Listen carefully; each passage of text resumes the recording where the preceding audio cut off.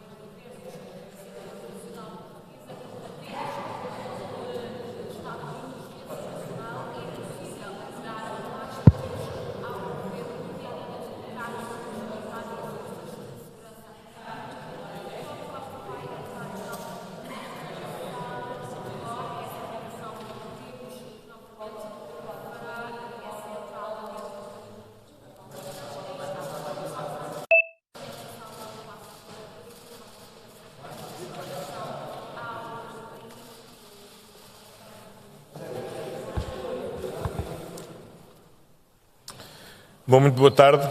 Bem-vindos ao Palácio da Ajuda, onde o Conselho de Ministros, por razões sanitárias, passará a reunir, visto que só aqui temos condições de poder respeitar as indicações da Direção-Geral de Saúde sobre as regras de afastamento social.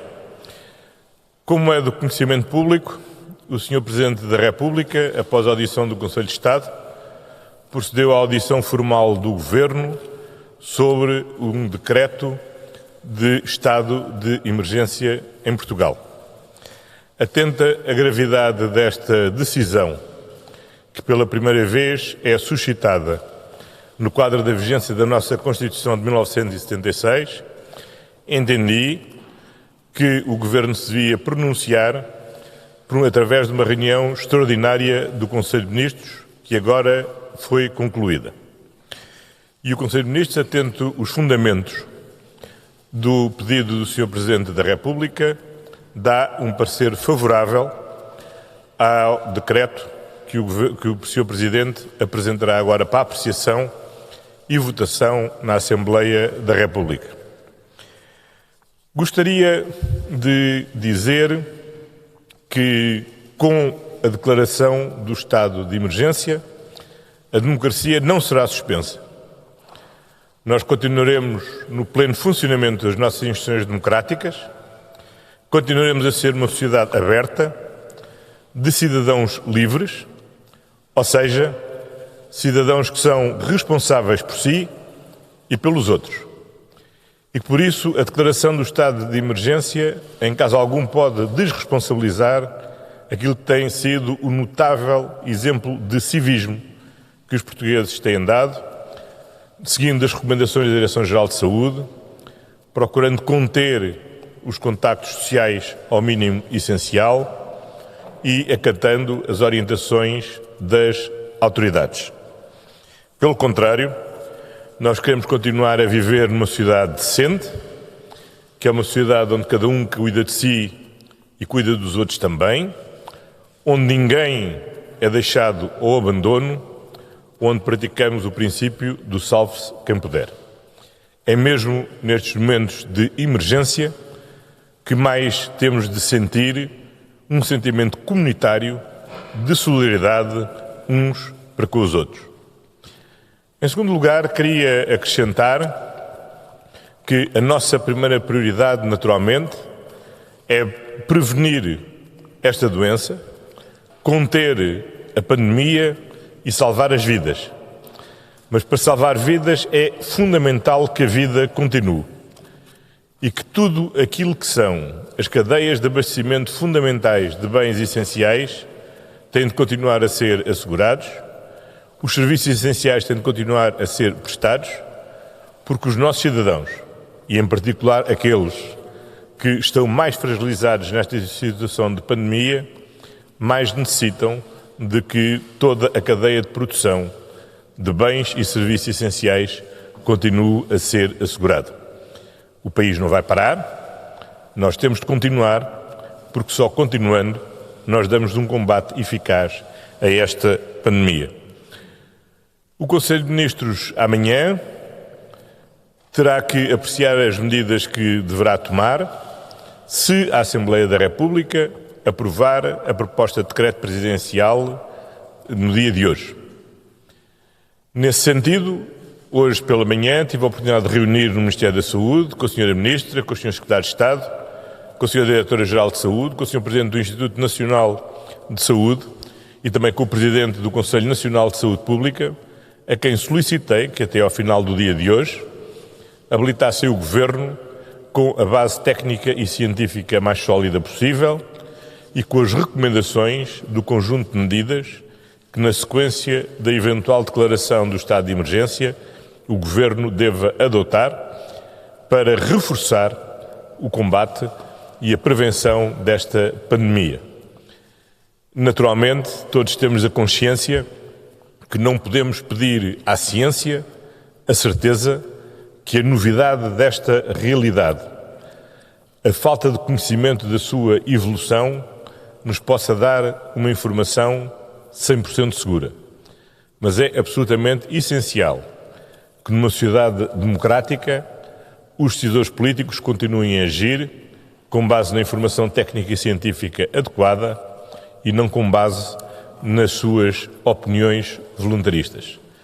E é desta forma rigorosa que, tal como temos feito ao longo das últimas semanas, iremos continuar a fazer, com estado de emergência ou sem estado de emergência, adotando em cada momento as medidas que são essenciais, adequadas e necessárias para, proporcionalmente, sacrificar o que tiver de ser sacrificado para salvar esse bem maior, que é a saúde pública e a vida de todos os portugueses.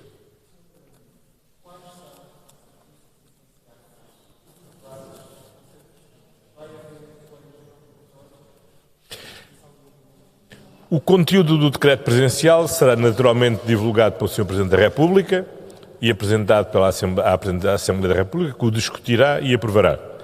Ao Governo cabe simplesmente, neste contexto, dar o nosso parecer, que é favorável, e proceder à sua execução, ele uma vez aprovado.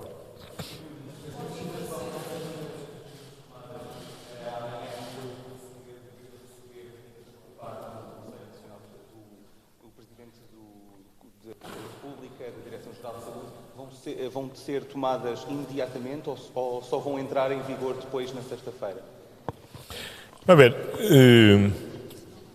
o que está previsto é que a Assembleia da República discuta hoje à tarde a proposta de decreto presidencial e que, se vier a ser aprovado, entrará imediatamente em vigor.